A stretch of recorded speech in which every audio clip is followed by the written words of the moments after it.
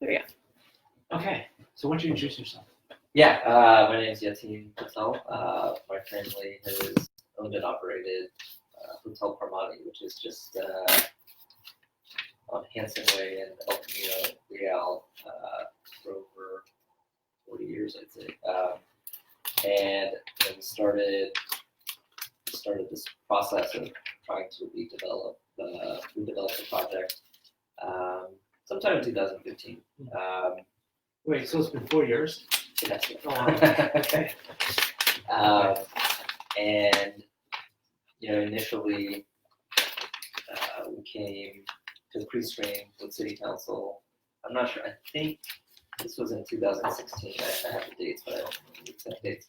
Sometime in 2016, just to get an idea. There's a 50-foot setback, special setback restriction along Hanson Way that impacts our ability to redevelop the project. And so I don't know if you've driven by that area of Palo Alto, but along Hanson Way, there's a lot of large RP zone lots, Stanford Research Park mostly, and these large parcels of land. And then ours is just on that corner.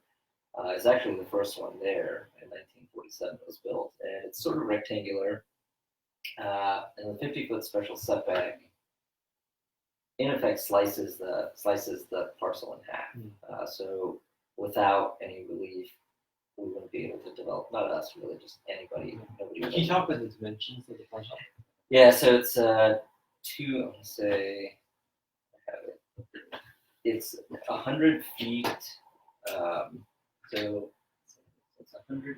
Is it rectangular like this? Yeah, it's more like less like that. There's a little curve to that here. So this to this is about 100 feet. This is slightly over 2, maybe like 225-ish. Okay, something like that. So then this is Hanson. Okay. And so the 50-foot setback is counted from the property line. So if this is the property line, then basically slices the thing in half. Okay. And so in 2000, so you're pushing to the. we're literally half. I mean, You have a setback on some side. I'm not sure. You must have a setback. Yeah, there must be some setback. Like on this side, I think it's covered by the design, real design guidelines. And so there's supposed to be like a 12-foot sidewalk, which I'll get into. But so we first came to council and we just asked, in the abstract, is this something that council could support? And then at the time, we got some good feedback that said, yes, this is something that we support, but we haven't shown you anything. At that point we hadn't designed the building, no massing, no aesthetics.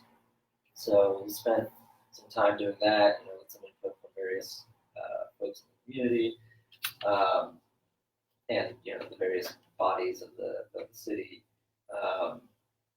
And then we came back in 2017 and we presented more design. And then at that council meeting, there was really good feedback in the sense that, hey, okay, now that we've seen what's possible, we can consider this further. But of course, we still hadn't gone through the full ARB, the full PTC hearing, and so that was just sort of our attempt to gauge is this something that's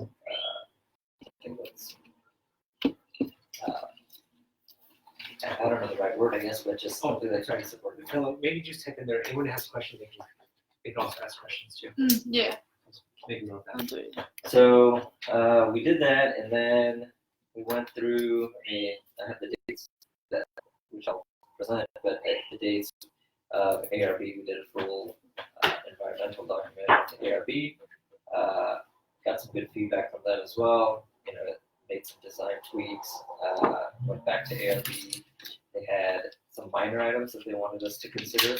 So then we went back to subcommittee just recently, I want to say it was March 21st. ARB committee? ARB subcommittee, yeah. I'm sorry, in between all of that, so after the second, I'm trying to remember the order. Yeah, I think it was, I may get these flipped up. We had 2 hearings in December. So I think we had PTC, so we had first major ARB, then PTC, then ARB, then ARB subcommittee, and then now council. And so ARB, I think we're sort of squared away. PTC provided a recommendation, but they had a recommendation that they would recommend to City Council that they could support elimination of this setback, which is, I think it's called a site-specific zoning amendment through that process, which is actually discussed in the first City Council pre-screen as well, like variance versus site-specific zoning amendment. And then, I lose my train of thought. So PTC said they would recommend it if, this is my understanding, if the project or the parcel is limited to hotel use or residential mixed use project. Which I never even thought about that. I didn't consider it. They said it. I'm not really sure how that affects the zoning of the parcel or anything. But I did send a letter to council just addressing our concern about that. But really, I think we're coming back to council now to basically seek approval of the elimination of this 50-foot special setback on our parcel and to approve our hotel entitlements, which we've now gone through and we're done with. So I think that's the purpose of us coming back on Monday, is just kind of, hey, we did the things that I think we needed to do to get the full entitlement package before you, and now it's to the consideration. Can you talk a bit about what this expansion will look like in terms of what this expansion will look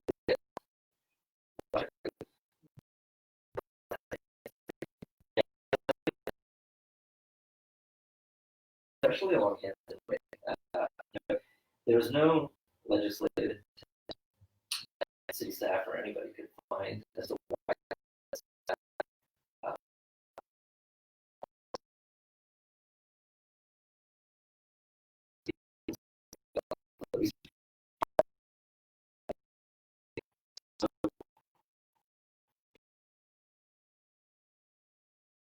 Hanson Way provide very generous landscape buffer, make it pedestrian friendly.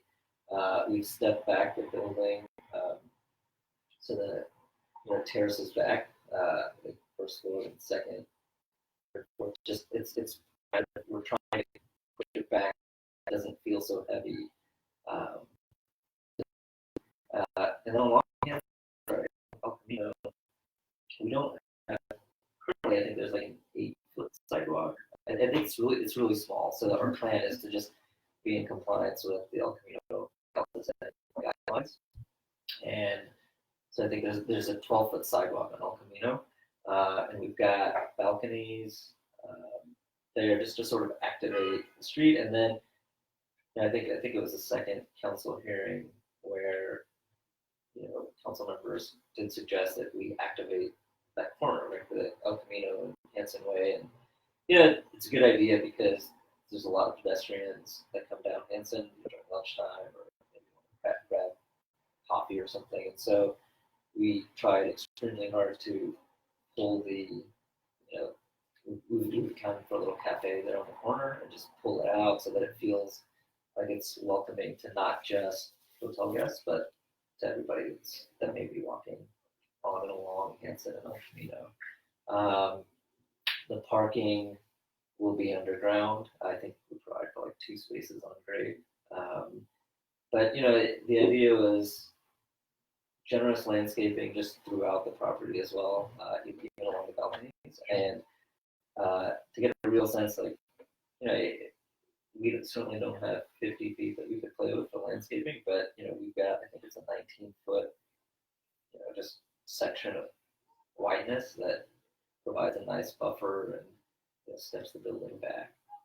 So I think we've tried very hard to just make sure we took input, the stepping back of the building, as well as I think it was actually a result of just meeting with some community folks and nearby. So you've actually met with all the community people? We haven't met with all. We've met with initially we met with like at the Ventura group because it's just sort of right across and over. And the idea of stepping it back was really born, I think, from that discussion.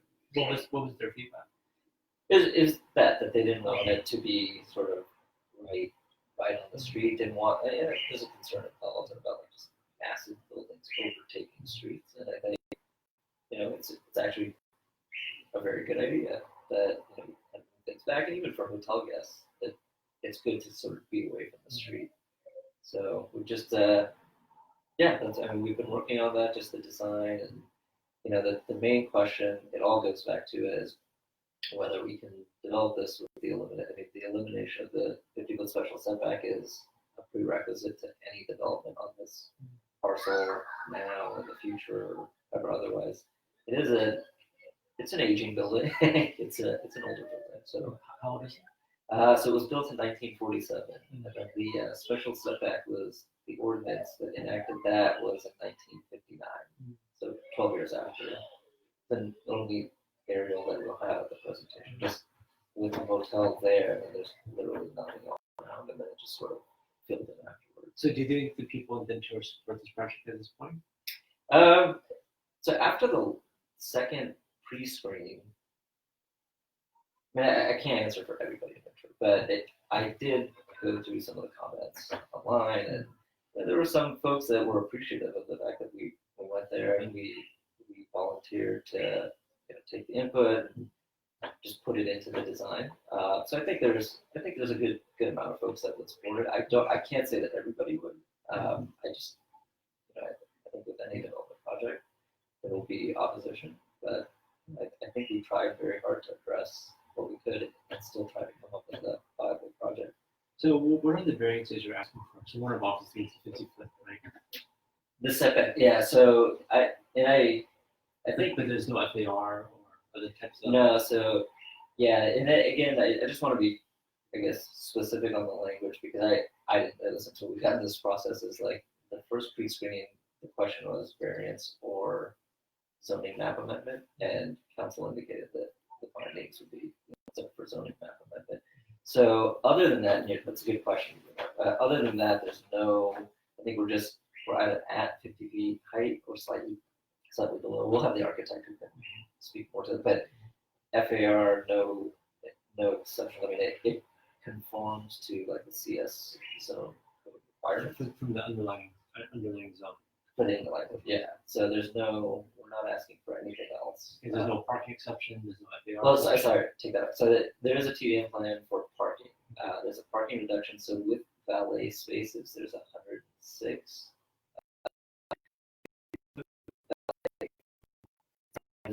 Spaces, and then I think otherwise, I'll have to check the report again. I don't have it off the top of my head, but I think it's like 88 physical, 88, 89 physical, and 106 including the valet.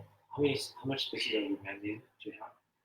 So hotels, I think generally they're 1-to-1. We're supposed to have 1-to-1, and then we have that corner cafe. And so that would be how many spaces then? Oh, sorry, the room. It's a 99 room hotel. You said you have 106 spaces, including valet. So it's. Oh, I see. We're valet servicing. But you only physically have 88 spaces. I think. Don't quote me on the exact. I have it in the report, but it's either 88. It's in the high 80s. Okay. So you're like 18 short. Something like that. Yeah. Off the 99. Actually, you're 11 short. 11 minus 88. Yeah. Okay. But you make that up with valet, so you'd be 106. We would be 106 with valet. So you would comply with valet. We would comply with valet, including the corner cafe, like accounting for that as well. Oh, I see. Yeah. Okay. Just out of curiosity, have you considered like using mechanical lifts or that to increase our parking out? So the architect has. I can't really speak to the specifics of why they didn't do that, but we did consider that, or he did. But I'm not sure why we did, because it's 2 levels underground, and I think with lifts, there is an explanation for that. I don't quite know what it is. Yeah, because usually, the city is planning to build parking garages, right? And if you look at the average parking structure, like with the traditional, like the ramps and Right. Typically less than 10% of the volume of that structure is on cars, because the cars need space to move around, right? Right. So most of that space in parking garages is not cars. So the reason why people go to lifts or these mechanical parking lanes, because you go from like less than 10% utilization to there's some out there that go up to almost 50%, right? So what would hold only, let's say it's a volume of 100 cars, only 10 cars would fit in the volume of 100 car parking structure, right? So if you go to mechanical lifts, then suddenly you can now have 50 cars, right, in a volume of 100 car space, right? So that's the idea behind it, right? Okay. But of course, it works better for like employee parking, because with hotel guests, they may not know, how to use the lift, or they may not expect it, right? So it works really, really well for employee parking, or like residential parking, people that they use it a lot. Less so for like one-time only kind of people, right? Like retail or maybe hotels. So maybe that's why. Yeah, I can definitely ask him. And I think the other thing about the parking situation, like I can just say like anecdotally, we've been doing business basically like my whole life there. So anyways, I can't tell you how many times, like on a Tuesday, Wednesday, where we're sold out, and it looks like we have nobody staying with us. And sometimes guests will walk in and they'll say, "There's no cars here. Like, why are you charging whatever the rate is?" Yeah.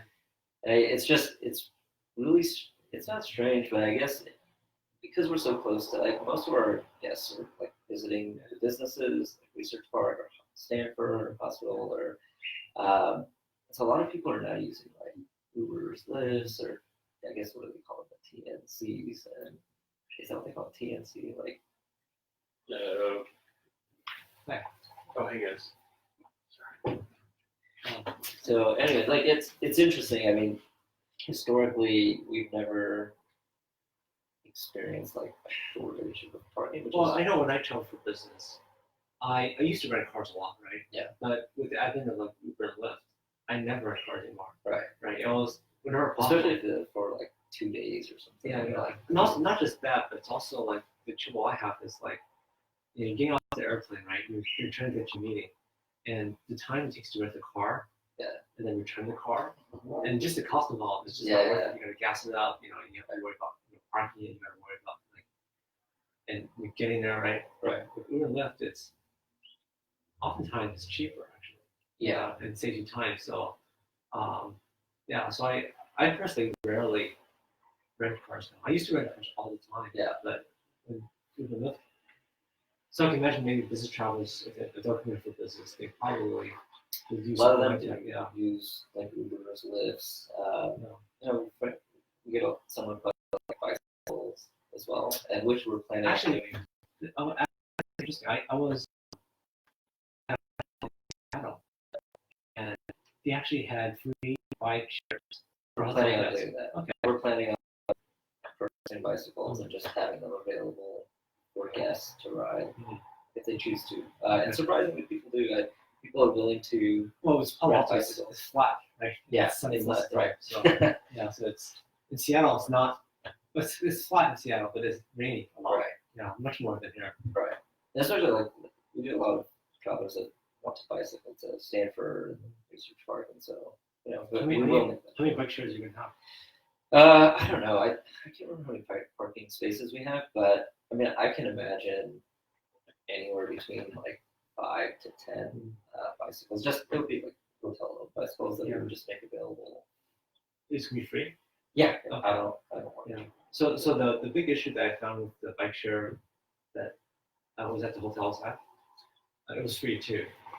But the big problem is that all the bikes they had were all like broken, you know? No, So, really? Yeah, that's so, it. so I think that's the challenge, is like, how do you keep them operational? Right? Maintenance. Yeah, I mean, I think. I mean, What is- I still used it, but it was like, I remember one where like, I think the front brake didn't work, Yeah, only rear brake, which is still okay. yeah. And As long as you figured it out.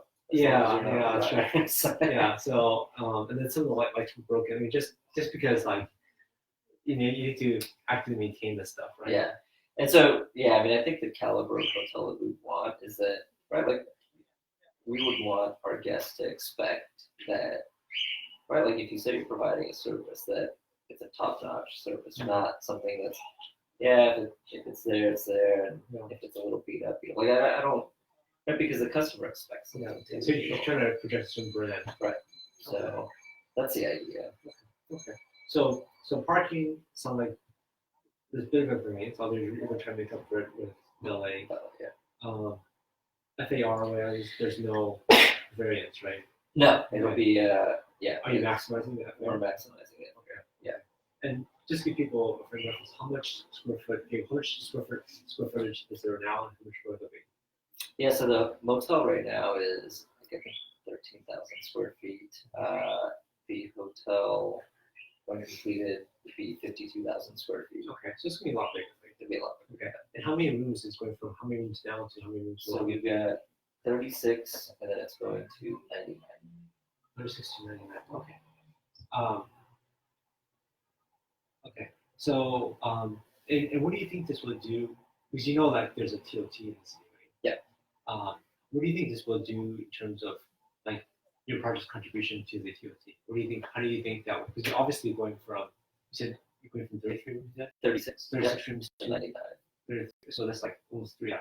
Right. Okay.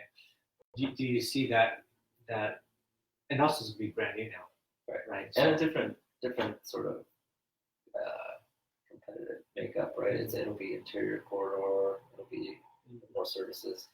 Then we've got an exterior corridor. Do you think the rates of the room are going to go up too?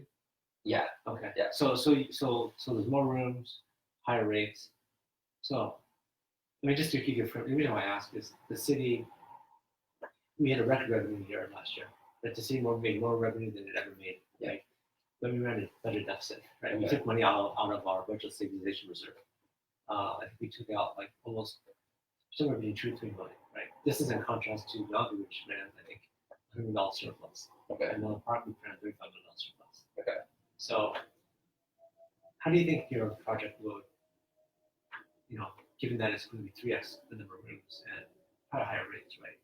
How do you think that's going to contribute to the city's Yeah. So asset issues? in a and I think the way we calculate it is like in a non-recessionary time, we're projecting a net increase from where we are now to where we will be of $1 million as an annual contribution to the general Just fund. your project alone would be $1 Just million. our project alone. Yeah. Okay, so we ran about a $2-3 million deficit. So just your project alone would cover about 1/3 of our deficit. Right. I'm just trying to. I'll have to take your. I'm just trying to like put it in a framework that people think about, like Yeah, I wasn't aware of the city's. financial straits. Yeah. dire straits. But I just didn't know. I didn't know the deficits and Yeah. But yeah, I guess if you put it in those terms, right? Like if our project alone would contribute that. But then at the same time, we have other issues like Fridays going under, right? They're moving out, so we lose all that revenue. So there's other things happening too. Yeah. Right. Yeah. I think. And for us, there's the current hotel use currently is hotel, and replacing it with a hotel. We just think, given the demand that's in the research park area, it makes sense, sort of the land use, to have the supply near the demand of, or like where the research park is, and hopefully that reduces. You would actually be one of the closest hotels to the research park, right? Really would be. Yeah. Yeah, I think we would be the big, there's others, right? Like there's the Cornet, there's Travelodge, there's San Motorhead, there's us. But there's no. There would be. Are there any new hotels? There are. So this would be you're kind of servicing a demand that. So people theoretically could especially if you had bike shares, we just bike there. Right? Yeah. Why not have more bikes? Why not have more? I mean, I think that's always something that you take a look at, like what's your demand for bicycles, right? Like if we consistently run out of bicycles, like that would be an immediate signal to us to say, hey, like you need to buy more bikes, and you know, buying a bicycle shouldn't be an issue, right? I mean, it's just like whatever. I don't know if I I would buy a think you guys bicycle. would charge for a motion. Yeah. It should be So I mean, Yeah. and I say, one night by a couple bicycles. yeah, and I think you start with a baseline and you just see what the demand is for it. If it's high, then you just supplement, because same thing. You don't want your guests to have to be on like a wait list for a bicycle, right? Because if somebody wants one, and you say you don't have it available, like that's a bad it's a bad look. I think it reflects bad. Sure. Are you gonna have like EV chargers as well? Is it the parking? Yeah, so I think based on, I don't know the code and all that, but there will be electric vehicle charging. So daylight plane, there's no variance on daylight plane. Not sure, meaning like, So like so typically daylight planes are like depends on the kind of property, but you have some sort of height, usually 8 feet, right, maybe 10 feet sometimes, and then it's 45 degree, and no variance on that. I don't think so. Not that. I mean, I've read the things going on in the reports, and our architect, and I haven't seen any discussion about that. Okay. So It hadn't come so up. height, daylight plane, floor area ratio, no variance there. Looks like there's a variance bit on parking, and then the setback, right? Yeah, right. Just that, no other setbacks. Right. And you're not near any other resident properties. Like I think No, you're so surrounded by business. No, so we're surrounded completely by business. I think the closest residence is like, I don't even know how many feet, but I think I have it in the presentation. But you have to literally cross over all 6 lanes of El Camino and maybe go northeast towards like behind the Equinox and all of that is where our closest residences are. Okay. And let's see. How do people access your property? Like Right, the so- driveway, right? That's a good question. So currently, there's only ingress and egress off of El Camino, and this was a big discussion point just in the whole planning stage, is that there's a pork chop intersection just as you come off El Camino onto Hanson. And there's a strong desire to eliminate that pork chop, and so Why? I can't tell. I don't know why. Like transportation, I think transportation mentioned that this is something that they would want, similar to what they did at I think Stanford Avenue, where the Starbucks is, Stanford and El Camino. I imagine it's for like safety, traffic, and to improve like the pedestrian experience. And so it was a big discussion that they wanted to eliminate that.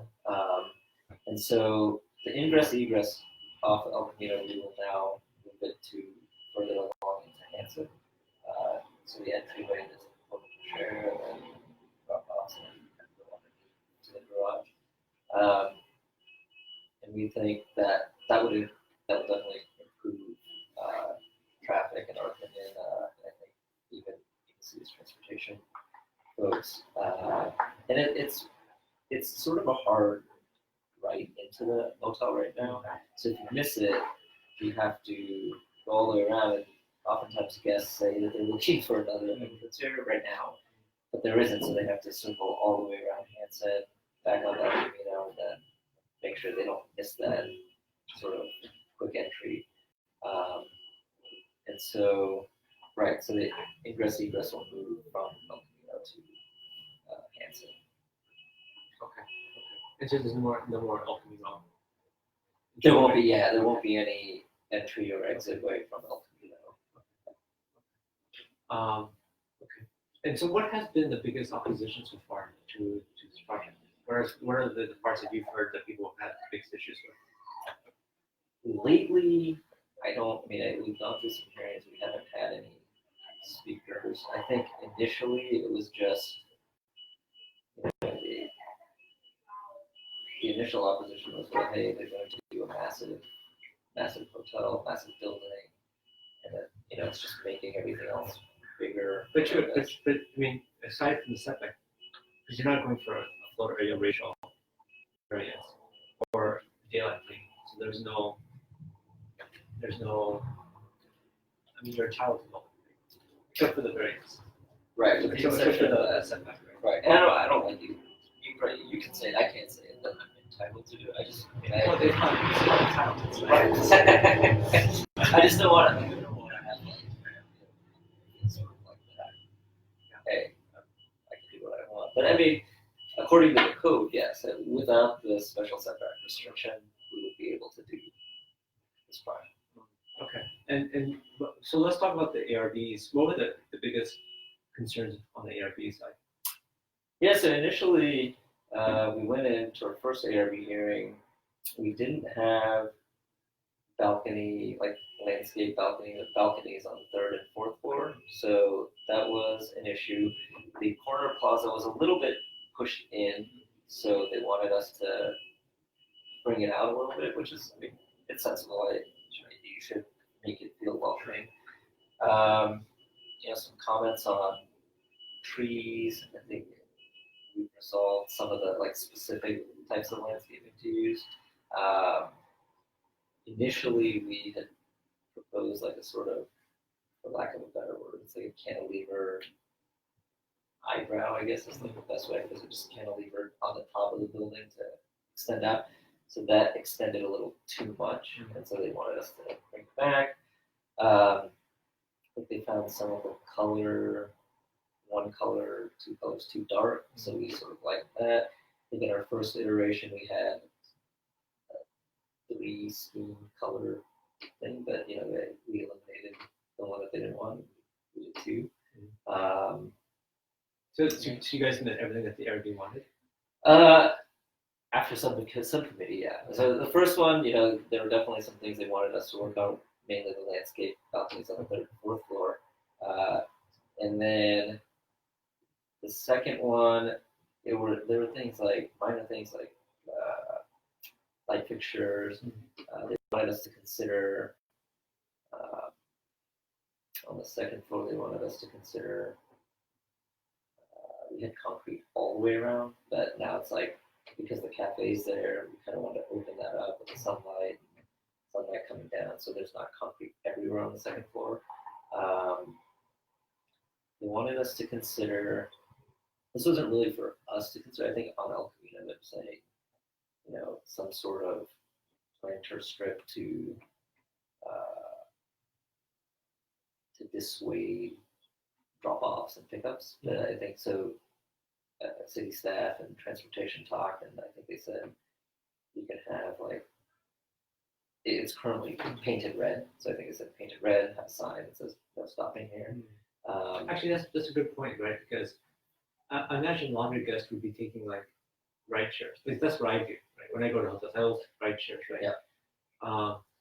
So is there space on the property for people for the lifts and Ubers to come? So it's the porta cocher elements, and so and I know we can work with the operators, or the Ubers and lifts. You can tell them where to drop them in on where pickup and drop offs are, because there is no entry point now on El Camino. I mean, there will be. Yeah, so that causes stoppage. Yeah. Yeah. So I think we did that, and then I can't remember what else. What was the vote on the ARB? ARB was 4-1. 4-1. Well, initially, it was. Well, I don't know what the initial vote was. It was just come back. Oh. Yeah, I don't think they took a formal vote. They just said come back with these things in mind, and then it was 4-1, and then referred to subcommittee, and then we resolved this thing. So for that one vote, why did the person oppose? I don't know exactly. So what happened is that the ARB member who voted no, that was also his first hearing, and so he did have a lot of feedback, which I think we had gone through in prior iterations, and so some of our design was adjusted based on previous comments, but then there's some things that the new member liked that we had done previously. But so, anyways, I think without answering for him, I really don't know the details, but I think there was some of that. Is that he's a new member and he had suggested some things that we had previously considered, but we had responded to ARB. I think it's still the sense of those. Okay. And how about PTC? PTC, it moved on with a 4-0. I think 2, it was the last hearing of the year, so 2 weren't present, 1 recused, and then 4-0. But there was a lot of discussion about. So this was unanimous approval. It was unanimous, yeah. The only thing that was sort of I don't know if curveball is the right word, but the only curveball they threw was they wanted, and I don't think everybody, but as a body said, restricted to hotel or mixed use, which I didn't quite understand. And Well, that doesn't sound like an expansion, not a restriction because you're a hotel already. So if it's expensive residential, that means you would have a right to sell some of the hotel units off as residential condos, like hotel condo, I suppose. Right? yeah, I think they said it in the. Did you do that though, or? No, I mean we're a small family. Like we spent all this money to do this like hotel entitlement application and business we know. And There's some hotel operators. I mean, it's usually on the higher end, but yeah, they have like hotel condos, right? yeah, that's not something that we would consider doing. And I think their concern was born out of, hey, we don't want to see office space here. And so I think the way I viewed it is, it seemed like it was with all these CS allowable uses, to restrict it to 2 felt like a restriction. I mean, I was just. I mean, if they're recommending also residential, that means they want to give you the right to do a hotel condo type thing, right? Yeah, I don't know. Like, I don't know why they said mixed use and okay, so wait, so your does your current place have a like coffee shop or anything? No, this one won't. This one. Oh, so that's why. So it's mixed use, right? So you're gonna have a little retail. Yeah. So you're gonna have like a little. It'll be like a cafe hotel or a coffee shop. Okay. But it'll be open to the public. Okay. Oh, okay. So there'll be so you can walk in and use it. Yeah. Okay. How many square feet is it going to be? I'll find out. I think it's about 900 square It's feet. really small. It's Really small. 900 to 1,000. Yeah, it's on the corner. It's a little cafe that's open to the public. Okay. I don't know what I'm not even sure that we would operate it. Maybe we would get somebody to operate, and I don't know what the hours are. There's companies that are better suited to. So there is going to be like there's going to be some possible community uses as well, right? Yeah, I mean that was the whole intent behind that. Is like, hey, make this available for the community. Are you guys also going to have like conference rooms? There'll be a small meeting room. Again, I'll try to find out the architect will be there to get you the square footages, but there will be a meeting room, and I would expect or hope that neighborhood groups that want to use it reach out to us. Are you actually going to make it available to neighborhoods? Yeah, I think. Yeah, I don't know why we wouldn't. It would be a good thing to do. Here in Parliament, for Maybe we can free charge you. I don't know about that, but I can't see why not, because it's once a month. But that's I imagine they meet once a month, so that seems like a big community benefit. Yeah. Let's see. And so there's no other opposition on PTC? No other opposition. Okay. And then from the members, members of the public that have opposed this, mainly it's been about the masking. Initially, yeah, I think in our first iteration, maybe in 2016, 17, going forward, I haven't gone to all the hearings. I haven't heard anybody come back. I think initially somebody wrote about how they mistakenly thought that the cafe was just for the hotel, but it was never the intent. Our entire intent was always to make it public. So yeah, lately I haven't heard any. Okay, good. Okay. Is there anything I haven't asked you about the project you like to talk about? No, I think the main thing is just Well, you guys also have a hotel in Mountain View, right? we do, yeah. Yeah. We have a small one. Do you have any other properties besides that? Just these two, yeah. Okay. I'm pushing things. So, recently raised the TOT, right? How do you think that has impacted the Palo Hotel versus the Mountain View Hotel? The Mountain View kept it the same, right? Mountain View is the same. Yeah, so it's hard to like. It actually takes effect tomorrow. Oh, okay. So, yeah. Your timing is good. I don't know I yet. don't know. Tomorrow. Okay. So like Mountain View, what is the TOT there now? TOT's 10. 10. Okay. And we're like the highest in the state. It Will be 15 and a half tomorrow. Yeah, will be the highest. I think we beat out Disneyland. We beat out Anaheim. Yeah. So, how do you think this is? What's your guess? I know you can't forecast that. Yeah, it's tough to forecast. I mean, I can tell you anecdotally, like what happens when we get calls. People that do that care, right? That they are budgeting for everything. They'll ask what the tax rate is, and I think it's just the number is daunting, right? Again, I mean, even 14 was daunting, but the economy picked up. It was great, right? Like, I mean, people don't care; they're paying. But I think the true impact, I think, we'll learn when there's a down economy. It's like, hey, how does this? I mean, you can do all sorts of econometric analysis on this and try to figure out the true impact. And I think in the good times, it's hard to measure. Yeah. In the downtime, you can kind of go historically and say, hey, well, was this because of the TOT rate, or was it just a general business relative to what the other cities are? Yeah. So it's bringing in? 10% versus 15.5, right? That's a big gap. So it's 33% more than our neighboring city. Yeah, I mean, we do refer back and forth to each other, right? So, if somebody finds it's too expensive in Palo Alto, like, we'll send them there.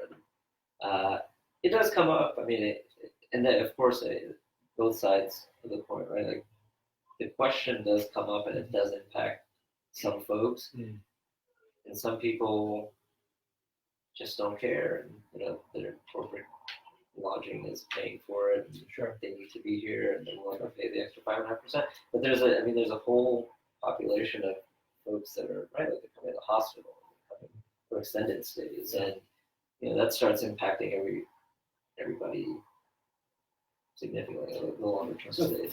So just ending from that, so 5.5%. How much is that in terms of dollars, right?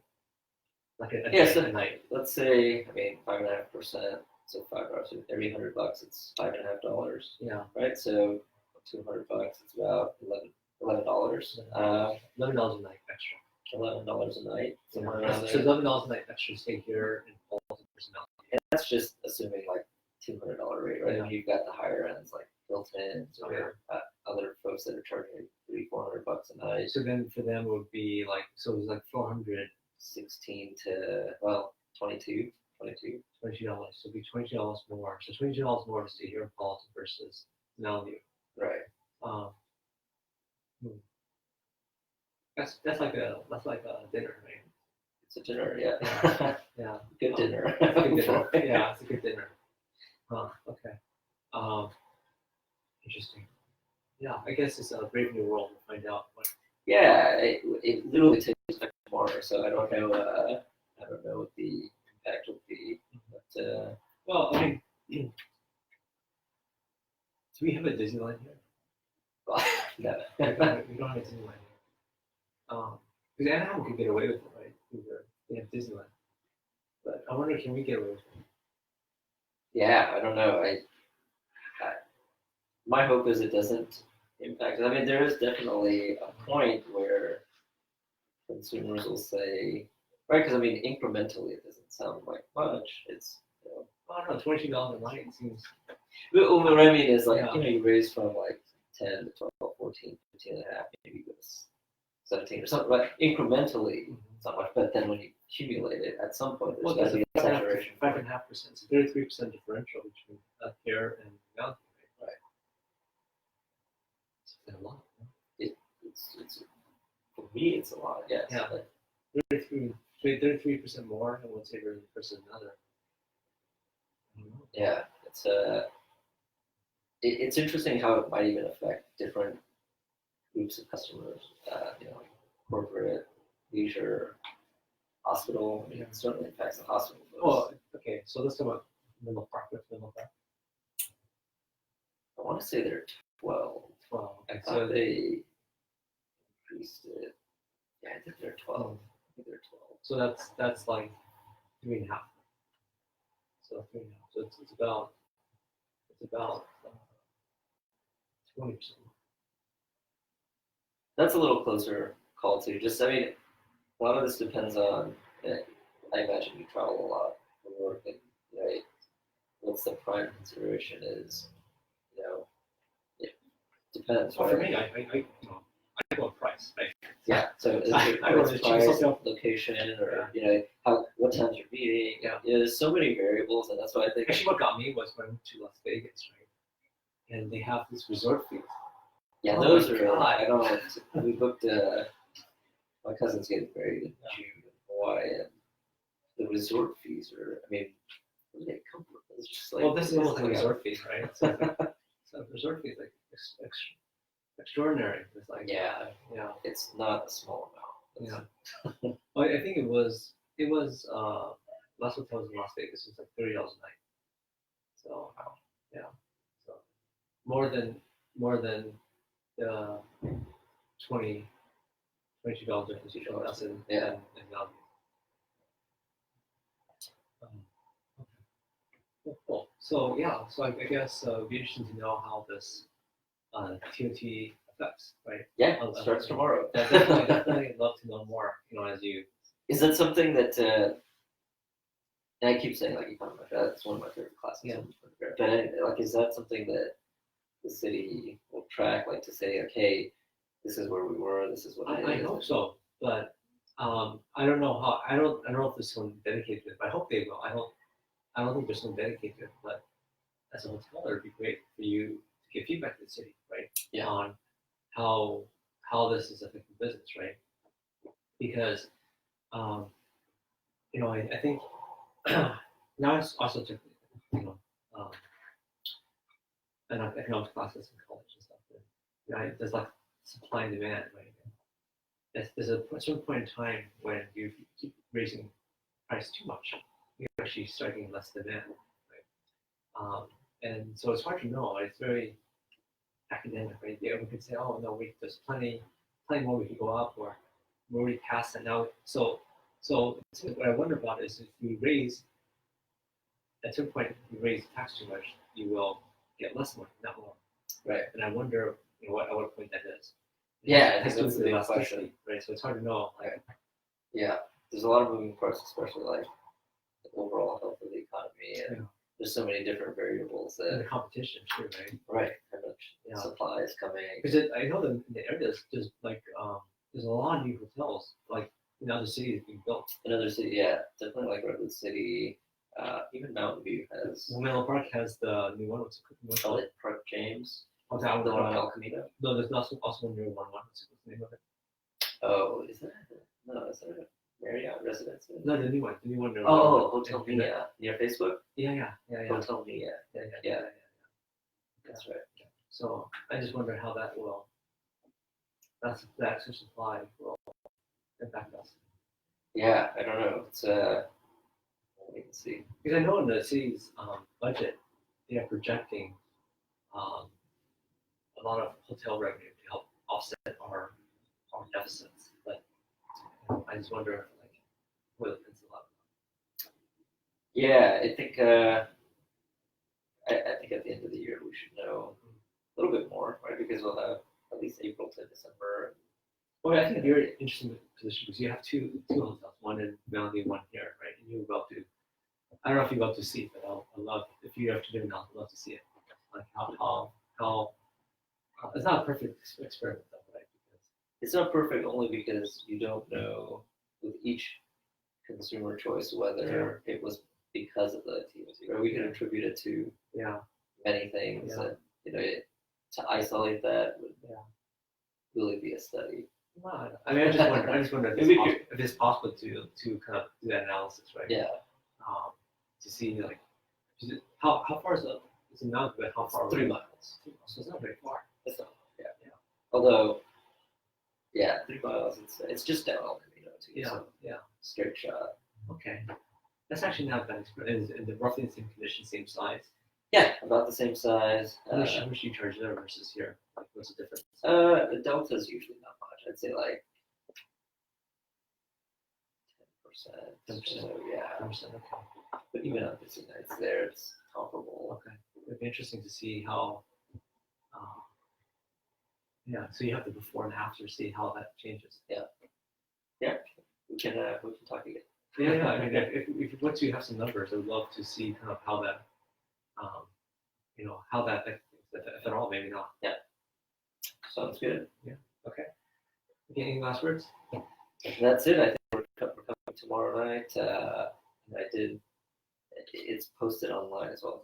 My letter, just with the concerns about PTC's recommendation. But other than that, I mean, I think we've got our full entitlement package before you.